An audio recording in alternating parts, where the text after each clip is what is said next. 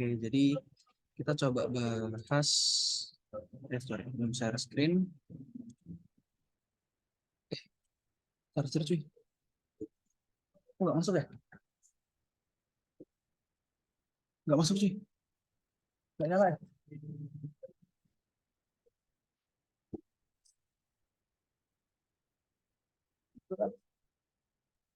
Nice, thank you. Oke. Jadi kita bahas soal nomor 5 di soal UTS tahun lalu. Yang ini ya, ini khususnya ini. Ada di drive yang linknya aku kirim di grup. Nanti aku coba pindahin juga deh ke drive tutor ya soalnya ini. Jadi ada satu taku yang belum menjelaskan soal ini. Jadi kemarin itu kan aku bilang ya bahwa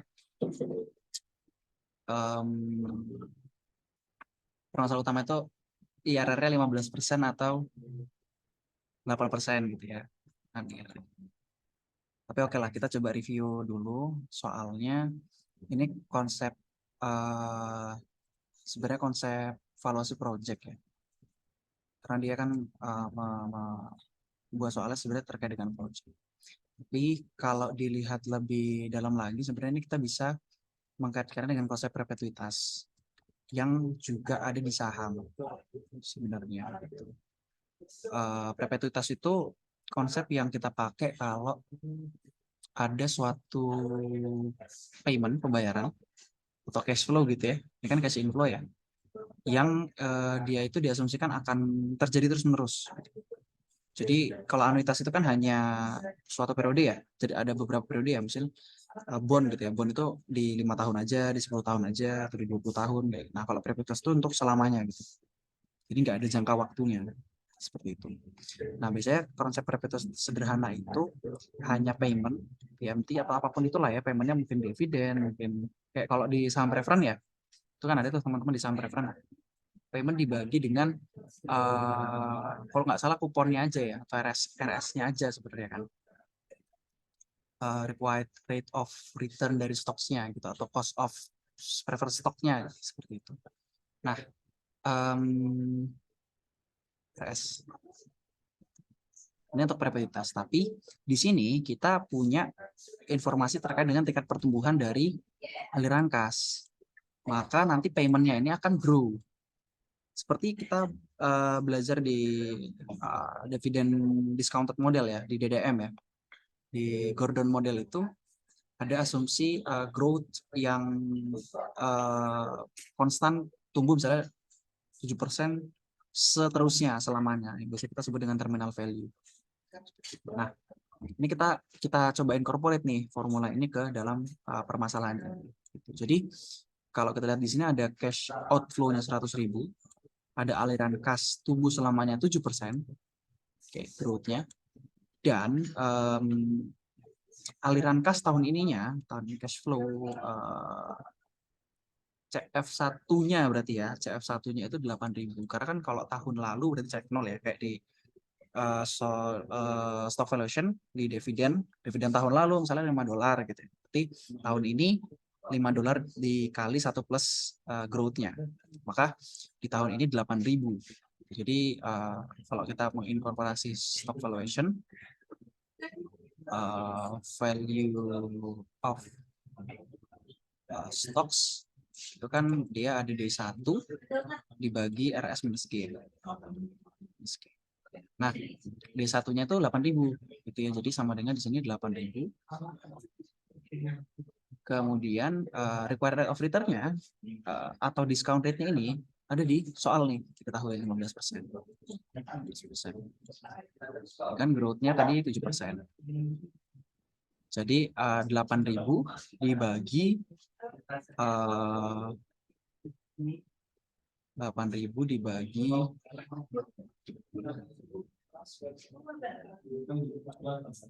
8.000 dibagi 8%. Maka jadinya 100.000. Nah ini, jadi ketika IRR-nya ini di sini ya. Jadi yang dimaksud IRR discounted jadi di 15% ini ya teman-teman. Karena kalau misalnya nanti dia apa namanya discount rate-nya naik,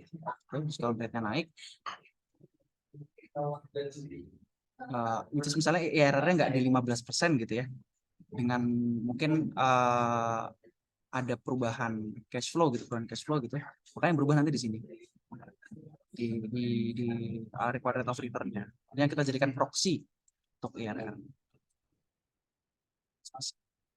Nah, aku tadi coba di sini teman-teman. Jadi aku coba di sini, ini untuk cash outflow-nya, ya cash outflow-nya, dan ini untuk cash inflow. Nah, cash inflow kan tadi aku coba di sini sebenarnya salah formulasi. Seharusnya 8.000 itu kan udah D1 ya, atau udah payment pertama. Maka tinggal aku hapus di 15% kurang 7%. Nilainya 100.000. Nah, kalau misalnya discount rate-nya naik ke 16%, pasti di bawah 100.000 ya pasti. Jadi untuk soal ini memang mungkin dibuat di set kebetulan sederhana,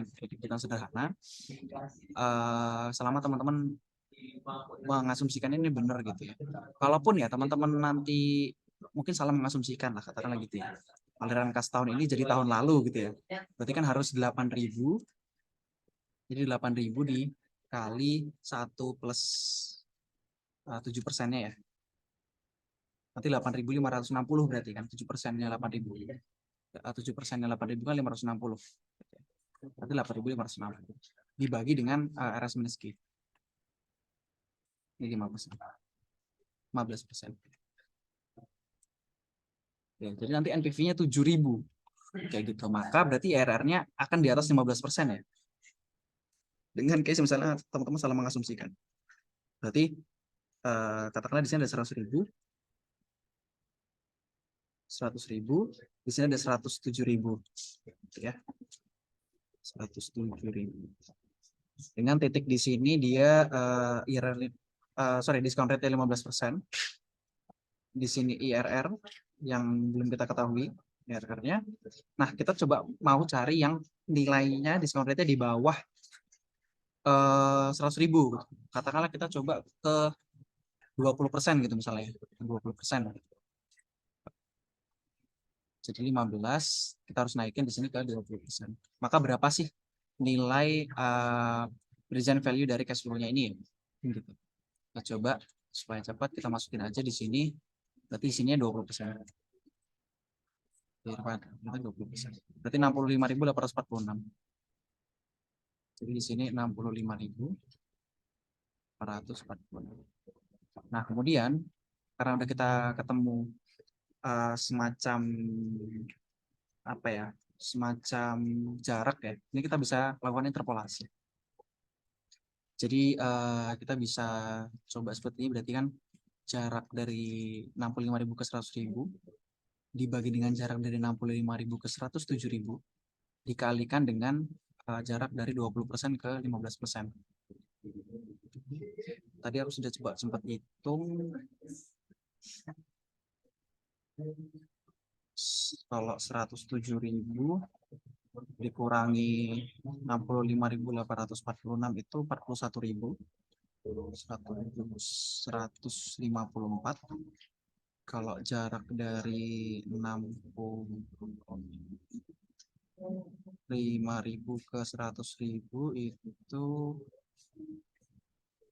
34.154.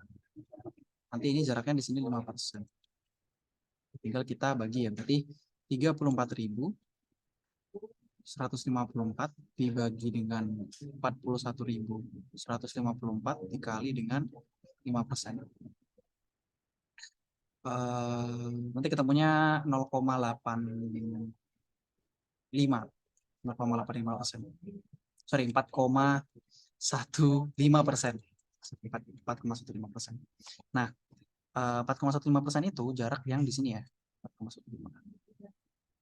Nah, ini harusnya 100.000-nya agak geser ke sini.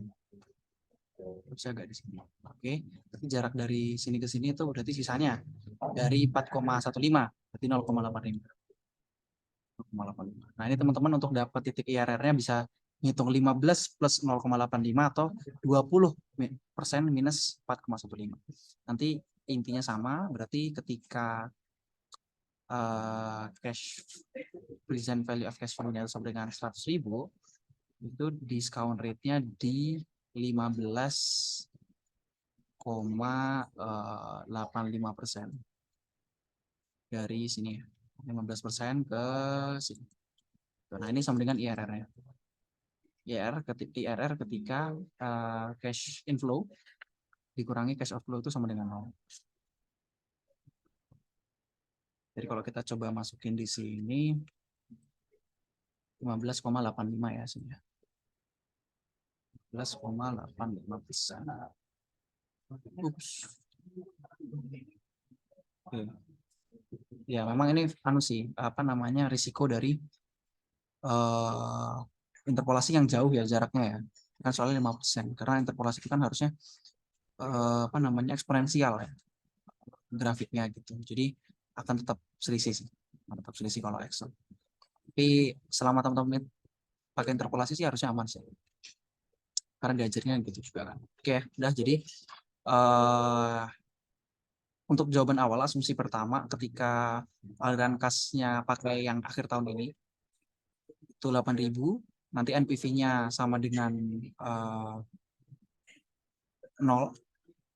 Kalau misalnya aliran kas di akhir tahun ini teman-teman itu asumsikan itu sebagai D0 yang harus dikalikan dengan 1 plus G, berarti nanti teman-teman akan ketemu NPV-nya 7.000 dengan IRR-nya 15,85%. Kalau yang ini berarti IRR-nya 15%. Ya gitu ya teman-teman. Sorry banget kurang kondusif, tapi ya semoga bisa ngebantu ya. Oke, habis ini aku upload ke Drive tutor. Thank you.